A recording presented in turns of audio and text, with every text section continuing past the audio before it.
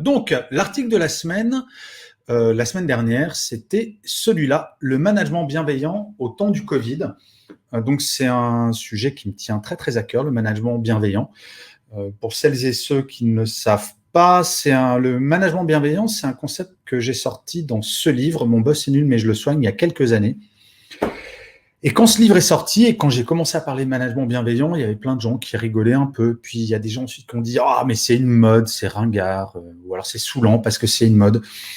D'ailleurs, s'il y en a encore qui pensent que le management bienveillant c'est une mode, faites le point. Par contre, le pouce en levé. Vous voyez en bas là de votre interface, vous avez les icônes LinkedIn pour dire est-ce que vous aimez ou est-ce qu'au contraire non, c'est pas une mode, le management bienveillant, on y croit et il va falloir travailler dessus. Donc n'hésitez pas, si jamais vous pensez que le management bienveillant c'est une mode, même au temps du Covid, vous faites comme ça. Si par contre vous n'êtes pas d'accord, vous faites non, pas d'accord. Donc ça c'est la première chose. Donc ensuite, comme d'habitude, je vais vous demander dans votre commentaire de dire dans quel pays vous êtes et dans quelle ville vous êtes. Alors la semaine dernière, vous allez voir, c'est hyper marrant. Donc nous avons rajouté quelques villes et quelques pays. Je suis super content. Je suis comme un gamin avec cette carte. On a rajouté la Lituanie, on a rajouté Haïti, on a rajouté le Guatemala, on a rajouté le Tchad et la Pologne. Donc voilà. Donc j'espère qu'il y aura de nouvelles destinations. Je regarde tous vos commentaires, soit cette nuit, soit demain ou plus tard. Et pour info, si jamais vous devez partir en cours, parce que je finirai à 17h30 pétante comme d'habitude, je mets ce live en différé sur YouTube et il sera disponible, je pense, dès ce soir. Alors, nous allons passer aux choses sérieuses. Le management bienveillant au temps du Covid-19. Alors, pourquoi j'ai choisi ce sujet? C'est parce que s'il y a bien une période où on a besoin de bienveillance, c'est celle-là. Je sais pas, enfin, en fonction des pays, là, je vois, il y a des gens d'un peu partout. C'est vrai que le Covid est anxiogène. Et en général, quand on est angoissé, on n'a pas vraiment envie qu'il y ait des gens qui viennent nous stresser encore plus. Et encore moins notre manager. Si notre manager, toutes les 2 secondes, vient nous voir ou nous appelle en visio ou au téléphone et fait « Eh, t'as fait tes objectifs, t'as rattrapé ton retard », c'est insupportable. On a besoin d'être accompagné. On a besoin d'avoir du soutien. On n'a pas besoin d'avoir de la pression en plus. La pression, je ne sais pas si vous le savez, mais on se la met très bien, tout seul, comme des grands. Et d'ailleurs, lors du confinement saison 1, d'ailleurs, dites-moi, celles et ceux qui sont confinés, mettez-le en... Alors, s'il y a de l'écho, c'est visiblement un bug LinkedIn. Sortez du live et revenez, et il n'y aura plus d'écho. Ça fait 3 semaines qu'il y a de l'écho de temps en temps. Donc, si jamais il y a de l'écho, vous sortez du live et vous revenez, vous verrez, l'écho va totalement disparaître. J'ai pensé un moment que c'était à cause de mon fournisseur d'accès. Et en fait, non, c'est un bug visiblement du live, soit LinkedIn, soit mon prestataire de live. Mais en tout cas, si vous sortez, vous re-rentrez, vous verrez, il n'y aura plus du tout d'écho. Bref, tout ça pour vous dire, la bienveillance en ce moment, on en a un besoin de fou. Et encore plus chez nos managers. Une des grandes erreurs qui a été faite par beaucoup de managers à la sortie du premier confinement, je ne sais pas si vous êtes concernés. D'ailleurs, si vous êtes concernés par ce que je vais dire, faites un pouce comme ça. Si vous ne l'êtes pas, vous faites comme ça. Beaucoup de managers, quand il y a eu le déconfinement, ont accueilli leurs équipes et leur ont jamais demandé comment ça va? Comment ça s'est passé le confinement? Il est fondamental en ce moment de faire attention à la chose humaine. Qu'est-ce qui nous angoisse le plus dans l'absolu? Je dis bien dans l'absolu. D'attraper le Covid, d'être malade, d'être en réanimation, ou d'avoir des proches malades ou qui vont tomber en réanimation. Eh bien, c'est la première fois dans l'histoire de l'économie, depuis le 19e siècle, que l'humain passe devant l'économie. Là, en France, on a été reconfiné. C'est pas bon pour l'économie. Mais c'est parce qu'on considère qu'une vie vaut mieux que des euros qui rentrent dans les caisses. Et c'est vrai que c'est problématique pour les entreprises. Je ne vais pas vous cacher que moi, en tant que conférencier, le confinement, ce n'est pas le truc qui m'arrange le plus. Mais cela étant dit, c'est cette bienveillance qui va faire qu'on va réussir à passer au travers de cette période sans se taper dessus, sans être en burn-out parce qu'on va travailler comme des malades. On va parler de tout ça. Donc maintenant, je vais attaquer les commentaires. Donc je vous rappelle que les questions auxquelles je réponds pendant cette demi-heure, c'est pour répondre à des commentaires que vous faites sur mes articles toutes les semaines. que je publie le mardi matin sur mon blog et le mercredi matin sur LinkedIn. Alors, le premier commentaire, c'est un commentaire de Thierry qui dit pour le point 1 et 4, nous y sommes tous à fond, merci pour nous. Le point 5 est vraiment difficile et la crainte est que nous soyons plus à être dans le burn-out rapidement. Protégeons-nous. Alors, le point 5, pour rappel, c'était le manager bienveillant au temps du Covid est plus bienveillant que jamais avec lui-même. Donc ça, c'est ma recommandation. Parce que trop souvent, les managers n'ont pas pris soin d'eux. Ils ont travaillé beaucoup plus parce qu'ils ont eu des missions. En plus, il fallait gérer le télétravail, il fallait gérer plein de trucs.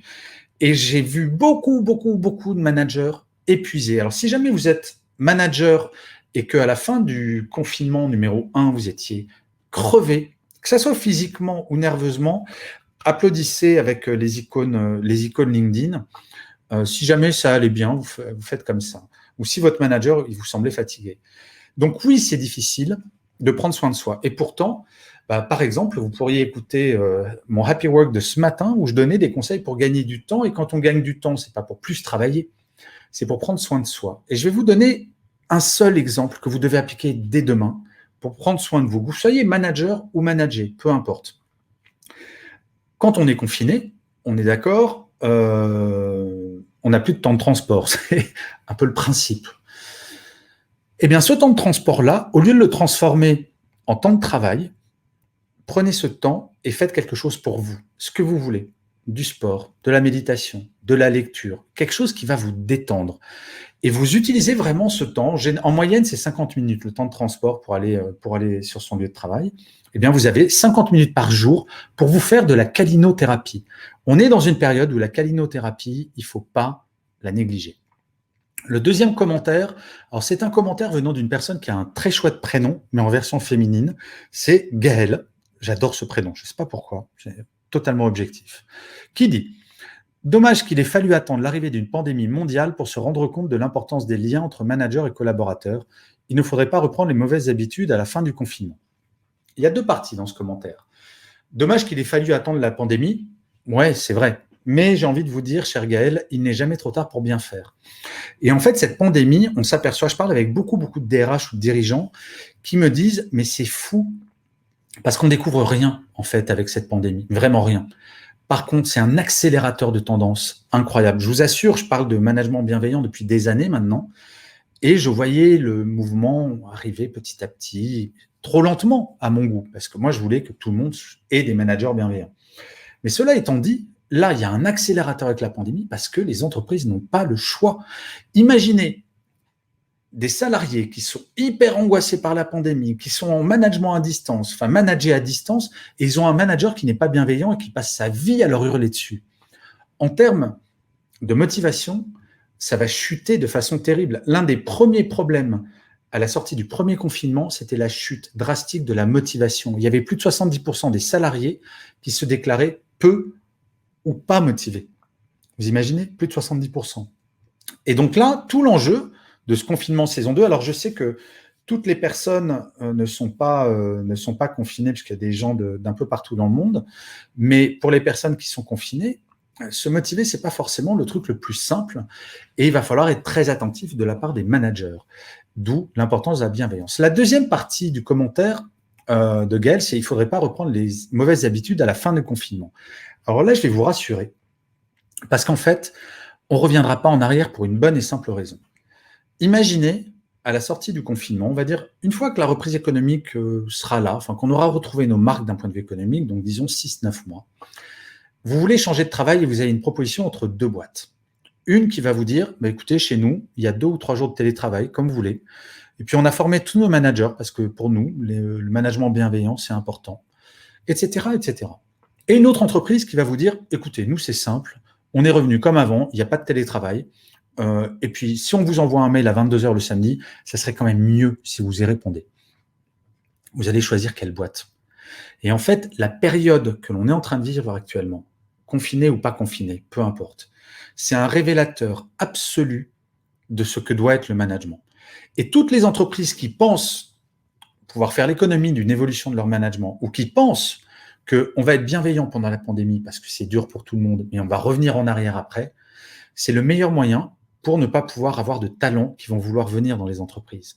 Cette tendance, elle existait avant, mais la pandémie a été un accélérateur absolument incroyable de cela. Le commentaire suivant, c'est un commentaire de Séverine qui dit « 100% en accord avec les thèmes abordés, le manager doit savoir être à l'écoute et disponible. Maintenir une énergie positive quotidienne et régulière est devenu un challenge. La période actuelle nous oblige à nous réinventer chaque jour pour accompagner nos équipes. » Bah oui, Séverine, c'est vrai que on en apprend tous les jours sur cette pandémie.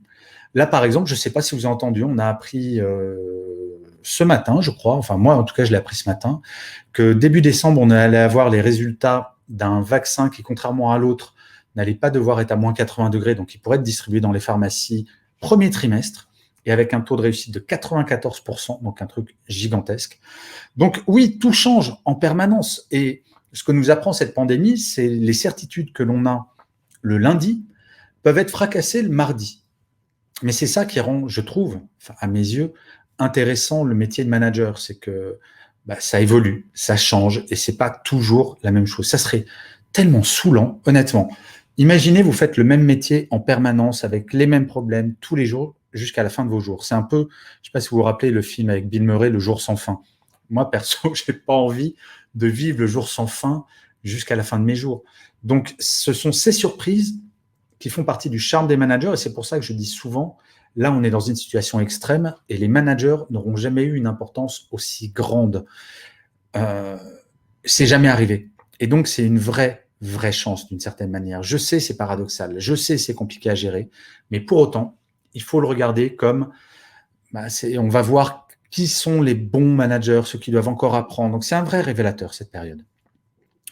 Ensuite, un commentaire de Gilles qui dit « En lisant votre article, Gaël, j'ai plutôt l'impression que le manager va devenir un psy, non ? Aucun manager ou formateur n'est apte à gérer cette situation, personne n'a été préparé. Je rejoins certains commentaires, le manager n'existe plus. » Alors, je ne peux pas être moins d'accord que ça, sur plein de trucs. Le manager ou formateur n'est pas apte à gérer cette situation. Si, il est apte, il faut le former. À un moment, je ne sais pas ce que c'est cette espèce de croyance que si on a telle compétence, on ne peut pas en acquérir une autre. Un manager, des managers à distance, il y en a toujours eu, de tout temps. Alors certes, pas tous les managers. Là maintenant, c'est tous les managers doivent apprendre cette compétence. Mais ça s'apprend. Et bien sûr que d'une certaine manière, un manager doit faire preuve de psychologie. Il ne doit pas se transformer en psy, mais il doit être psychologue. Et en fait, j'avais écrit un article que vous retrouverez facilement sur mon site sur les 3 types de managers. Il y a en fait les managers bienveillants, les managers coach et les managers leaders. Et en fait, dans cet article, j'ai expliqué que tous les managers sont un petit peu des 3, à différents degrés. Et en fonction des métiers, il fallait être plutôt leader, ou plutôt coach, ou plutôt bienveillant. Mais que là, très clairement, la période dans laquelle on est, le manager doit impérativement développer ses compétences de coach. Et c'est quoi un coach ? Si ce n'est quelqu'un qui est très psychologue, qui va réussir à amener son équipe, et là vous pouvez penser à un coach sportif, à se dépasser, à donner le meilleur d'elle-même, à pas être démoralisé si jamais à la mi-temps, ils sont menés 2-0, si c'est du foot. Bref, un coach, c'est un psychologue. Donc quand je lis le manager va devenir un psy, mais c'est pas son métier, je suis désolé, je pense que ça c'est une vision du management du siècle dernier, voire encore d'avant, où on a comme vision du manager d'être juste un esclavagiste avec un fouet et qui va faire en sorte que les objectifs soient atteints. On n'en est plus là. Maintenant, le monde de l'entreprise, on gère de l'humain et l'humain doit se réaliser. On a besoin de bien-être, on a besoin de reconnaissance, on n'a pas besoin d'une pression malsaine. Et quand on n'est pas un tantinet psychologue en tant que manager, on risque de tomber dans le travers de la pression malsaine. Et ça, c'est quelque chose qu'il faut impérativement éviter. Donc, je vous engage à aller sur mon site pour lire l'article sur manager coach, manager leader et manager bienveillant, parce que vous allez voir que finalement, on est tous et toutes un petit peu des 3 et qu'il faut travailler les 3. Le commentaire suivant, je surveille l'heure. Ici, j'ai l'heure, ici, j'ai le live. Enfin, je vous ferai une photo un jour de comment ça se passe, un live LinkedIn. C'est un commentaire de Véronique qui dit « Les 5 points résonnent complètement chez moi par rapport à ce que nous vivons, mon équipe de managers et moi. De plus en plus de mes managers et salariés sont touchés de plus près par le virus au travers le décès d'un parent. Comment les aider au mieux ?» Ah oui, alors ce commentaire m'avait beaucoup touché. Et ça fait le lien avec ce que disait Gilles avant sur le manager n'est pas censé être un psy. D'ailleurs, si vous avez eu des gens malades dans votre entourage ou dans votre équipe, faites ça plutôt, parce qu'on ne va pas mettre un cœur si on a été contaminé, mais juste pour voir l'ampleur des gens qui connaissent des gens contaminés. Donc, quand on est confronté à ce genre de problème, si on a dans notre équipe quelqu'un qui a perdu un proche à cause du Covid, l'idée, c'est pas de se transformer en grand psychologue et de l'aider à faire son deuil, parce que là, effectivement, c'est une compétence de thérapeute. Et un manager n'est pas un thérapeute. Par contre, un manager doit faire preuve d'empathie. Et l'empathie, c'est de parler avec son collaborateur ou sa collaboratrice et lui dire « Écoute, je suis extrêmement triste que tu aies un deuil dans tes proches. Et ce que je te propose, c'est si jamais tu dois t'absenter un petit peu, je comprendrais que tu sois moins impliqué, que tu sois moins motivé dans cette période, le temps de faire ton deuil, prends ton temps et prends du temps pour toi pour faire ton deuil correctement. » Et en fait, c'est ça d'être un manager bienveillant, c'est de faire preuve d'empathie. L'idée, c'est pas de l'aider à faire son deuil, parce que ça, c'est le métier, encore une fois, j'insiste, d'un psychologue. C'est comme, j'ai souvent des managers qui me contactent en disant « Oui, j'ai quelqu'un qui divorce dans mon équipe et qui veut me parler de ses histoires perso, est-ce que je dois le faire ?» Non, un manager, alors j'ai une nouvelle pour vous, un manager n'est pas un conseiller conjugal. C'est pas votre métier. Par contre, qu'un manager dise bah, tu vas être stressé avec ton divorce et je comprendrai que tu sois moins impliqué, moins motivé, et si tu veux prendre une heure par-ci par-là ou une journée par-ci par-là pour gérer ton divorce, bien sûr tu pourras. Et c'est ça la différence entre être un psy, comme le disait Gilles, et être un manager qui est bienveillant, qui est à l'écoute et qui fait preuve d'empathie. Si quelqu'un dans votre équipe a un proche qui est mort du Covid, ça serait mais monstrueux d'exiger qu'il soit aussi impliqué. Et le principe du management bienveillant, vous l'aurez peut-être compris, ce n'est pas d'être monstrueux. Je crois que c'est assez clair, non? Ok. Alors, le commentaire suivant, c'est un commentaire de Patricia qui dit « Merci pour cet article. Les managers doivent tirer les enseignements de cette période pour aujourd'hui, mais aussi pour demain, quand le confinement ne sera plus d'actualité. » Pardon, c'est pas fini. Votre article m'inspire la réflexion suivante. Soyons attentifs à la qualité des interactions et pas seulement la quantité. Alors c'est très vrai, et c'est ce que je disais tout à l'heure, Patricia. C'est ce qu'on est en train de construire maintenant. Ça va pas disparaître à la fin de la pandémie. Les personnes qui pensent qu'on va revenir une fois que le Covid aura disparu au monde d'avant se trompent totalement. On ne reviendra plus jamais en arrière. Rien qu'un exemple sur le télétravail, mais ça sera impossible de refuser du télétravail à des collaborateurs ou collaboratrices, parce que on mesure à quel point, notamment dans les grandes villes, je pense moi je suis parisien, dans les grandes villes, quand vous tapez 2 heures de transport par jour, je peux vous assurer que 2 ou 3 fois par semaine, pouvoir travailler de chez soi, travailler aussi bien et faire l'économie de ce temps de transport, c'est plaisant. Et donc on ne reviendra pas en arrière là-dessus. C'est impossible. Et donc il faut effectivement, non pas s'adapter à la période actuelle, parce que on a déjà bien commencé avec le confinement version 1, mais commencer à réfléchir à quels sont les comportements, quelles sont les organisations qui vont perdurer après le corona. Donc c'est effectivement fondamental. Et quand Patricia parle attention à la qualité des interactions versus la quantité, oui, il faut être attentif à ne pas passer sa vie en visio, il faut faire attention à ne pas passer sa vie à écrire des mails. Il faut mieux faire une visio par jour, mais extrêmement bien préparée, avec un ordre du jour et un compte-rendu après, plutôt que de faire 3 réunions de 2 heures en visio, et ça, je sais qu'il y en a. Je sais qu'il y a des équipes où le manager fait des conférences, enfin des visios qui durent 2 heures, et puis il n'y a pas vraiment de sujet dans l'ordre du jour. Il y a un chiffre que j'aimerais bien vous livrer. C'est une étude qui a montré que sur une réunion de 1 heure, il n'y a que 44 minutes qui sont consacrées au sujet de la réunion. Vous imaginez 44 minutes consacrées à la réunion. Ça veut dire que tout le reste, donc 44%, pardon, pas 44 minutes, 44% de cette heure. Donc ça veut dire moins d'une demi-heure consacrée au sujet de la réunion. Bref, c'est délirant pour gagner un temps de dingue. En moyenne, un salarié va passer 24 jours de 24 heures en réunion chaque année. Faites le compte, c'est énorme. Tiens d'ailleurs, si jamais vous passez trop de temps en réunion, selon vous, ou en visio, applaudissez. Si par contre, vous passez pas trop de temps en réunion, mettez le doigt comme ça. Ça m'intéresserait de voir si selon vous, ou mettez-le en commentaire si selon vous, vous avez eu plus de réunions depuis le Covid qu'avant. Est-ce que vous avez le sentiment qu'on passe plus de temps en visio? Parce que vous savez, c'est hyper important que vous fassiez des commentaires parce que ça m'inspire aussi pour mes articles, pour mes webinaires, mes podcasts, etc. etc. Alors, un commentaire d'Isabelle, c'est l'avant-dernier commentaire parce que je vois que l'horloge tourne. Ajoutons un 6e point. Le manager est en droit d'attendre de la bienveillance à son égard. Le manager est un collaborateur comme un autre. Ben oui, mais bien sûr. Mais d'ailleurs, vous remarquerez que un manager est dans 100% des cas également un manager. Même le PDG ou la PDG d'une entreprise est managé par son conseil d'administration. Et donc, tout manager est managé. Et c'est là, vous savez, c'était très marrant, c'était longtemps avant le confinement. Je donnais une conférence devant 300 ou 400 managers et je leur pose la question suivante. Qui est manager? Tout le monde lève la main.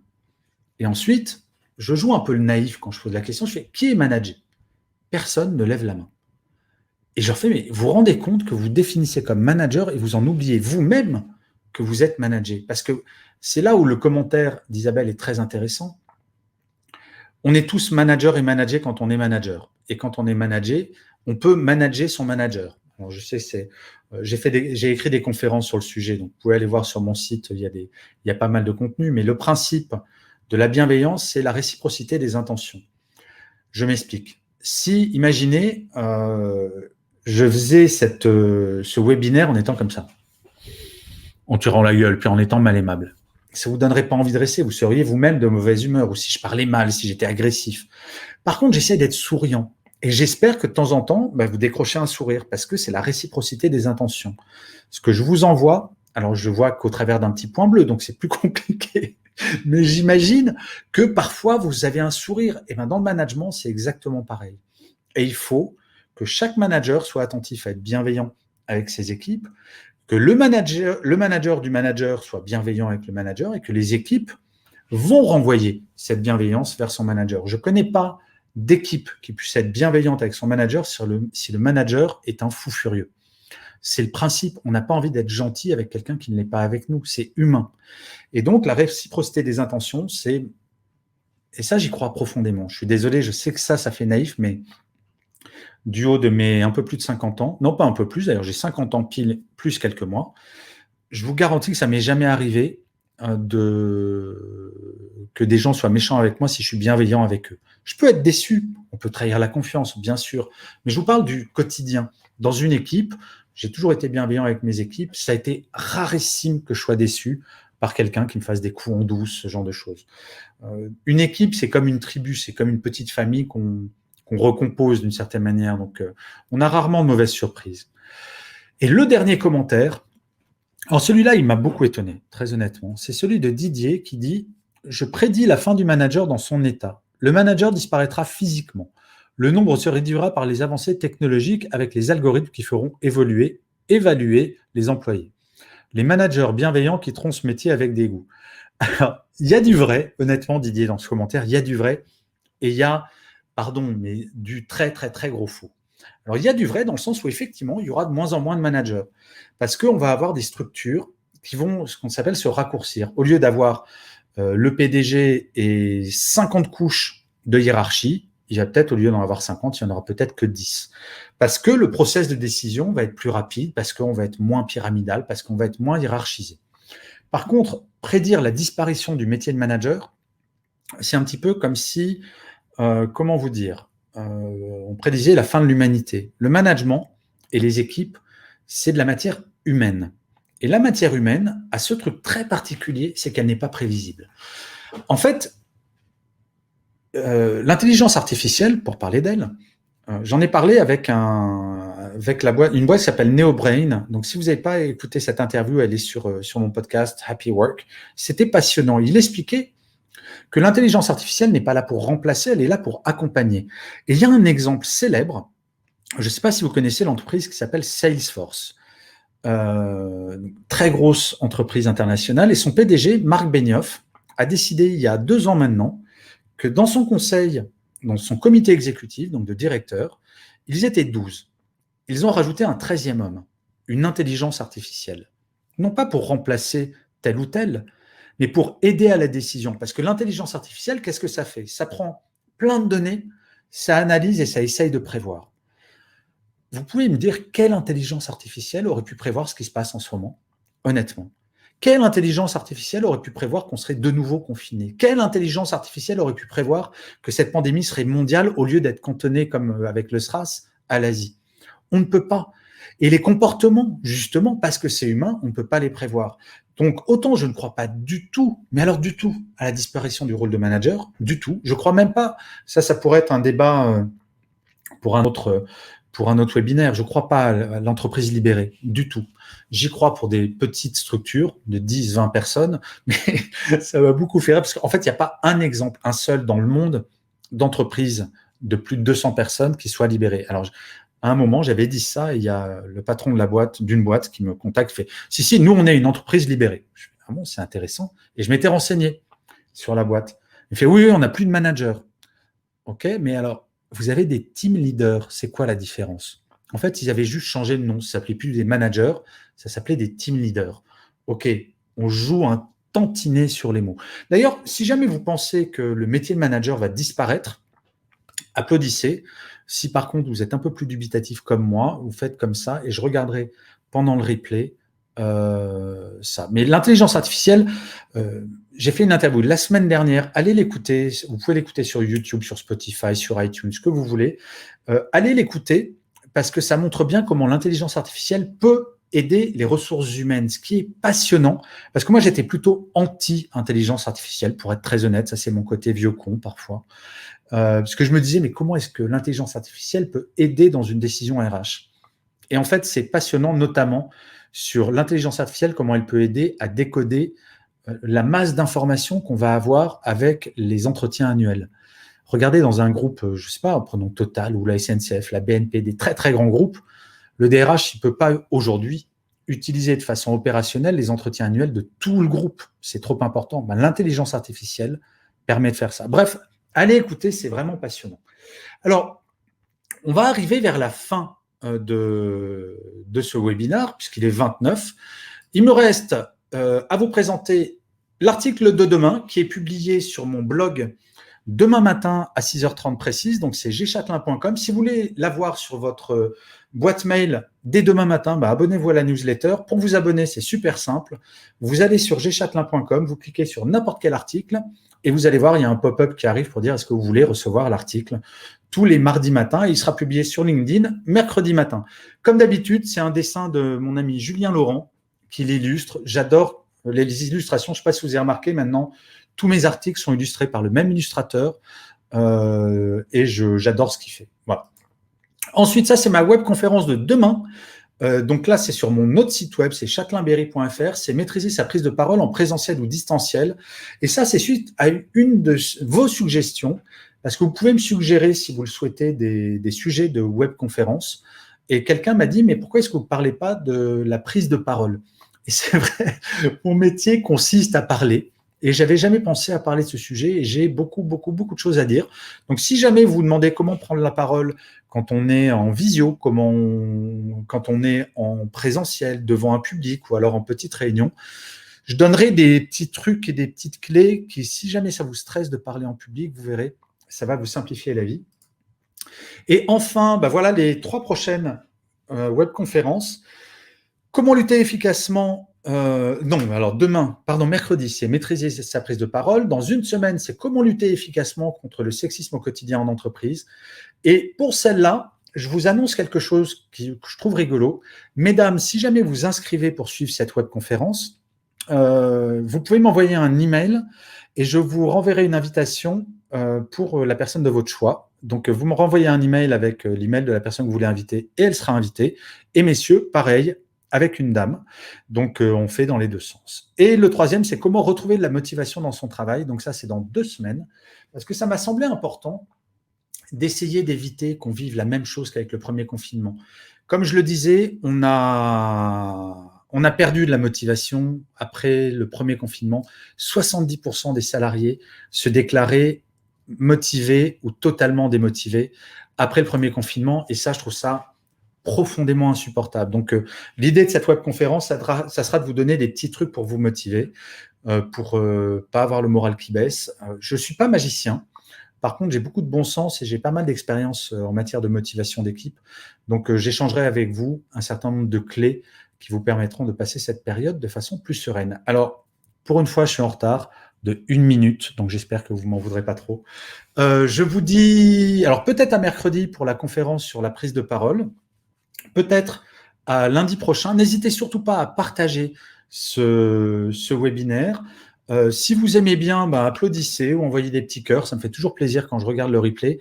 Et j'insiste encore une fois, je suis désolé, c'est un peu de la pub, mais c'est vrai que en tant que conférencier, en tant que podcasteur, en tant qu'écrivain, on a besoin de votre soutien et j'ai besoin de votre soutien. Donc, si vous aviez 2 minutes à consacrer, vous allez sur Apple Podcast ou iTunes, ce que vous voulez, vous allez regarder Happy Work et vous mettez 5 étoiles, un petit commentaire, un truc positif. Si vous détestez Happy Work, vous n'êtes pas obligé de laisser un commentaire. Mais par contre, voilà, si vous pouvez prendre ces quelques petits instants pour liker, pour partager Happy Work, ce podcast est très important pour moi. Il connaît un succès de plus en plus grand, mais pour les algorithmes, j'ai besoin de votre aide. Je vous remercie 1 million de fois d'avoir été là, comme d'habitude. Je vous dis à la semaine prochaine et d'ici là, comme je le dis sur Happy Work, prenez soin de vous, c'est le plus important. Prenez soin de vous, les amis. Vous allez voir, tout va bien se passer et on va construire un monde de demain qui sera vachement plus sympa que ce que l'on connaît en ce moment. Ciao, ciao, prenez soin de vous.